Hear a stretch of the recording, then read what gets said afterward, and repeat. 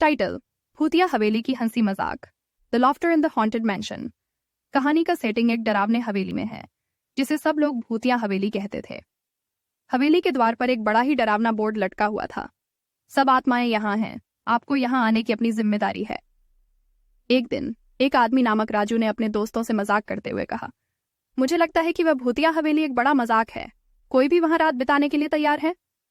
उसके दोस्तों ने हंसते हुए हाथ में चाबी दिया और कहा, ठीक है राजू, तू जाकर सबसे पहले वहां रात बिता, फिर हम देखेंगे।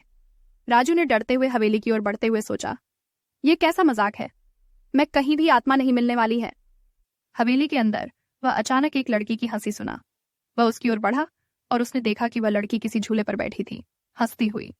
राजू ने बड़ी तेजी से उसके पास जाकर पूछा, तुम यहाँ क्या कर रही हो? लड़की ने हंसते हुए जवाब दिया, मुझे यहाँ रोज आकर हंसी आती है, तुम भी आओ, जवानी का मजा उठाओ। राजू थोड़ी ही चौंक गया, पर फिर उसने सोचा, शायद यह वाकई एक मजाक है। वह लड़की के साथ झूले पर बैठ गया और दोनों हंसते हुए वक्त बिताने लगे। उनकी हंसी का आवाज हवेली के हर कोने में गूंज गया, जिससे वहां की भूतियापन की सारी माहौलियां खत्म हो गईं। थोड़ी देर बाद उनके दोस्त भी हवेली में पहुंचे और उन्होंने देखा कि राजू और वह लड़की मजे कर रहे हैं। दोस्तों ने हैरानी से पूछा, राजू क्या हुआ? यह भूतिया हवेली नहीं है। राजू हंसते हुए उत्तर दिया, नहीं, यहाँ सब ठीक है। ये लड़की सिर्फ हंसी का आवाज है, कोई आत्मा नहीं। उनके दोस्त भी हंसने लगे और उनके साथ झूले पर बैठ गए। तभी वह लड़की और उसकी हंसी और ज्यादा बढ़ गई। हवेली की दीवारों से और भी हंसी का आवाज आने लगा और फिर सारे भूत और आत्माएं आकर्षित हो गईं।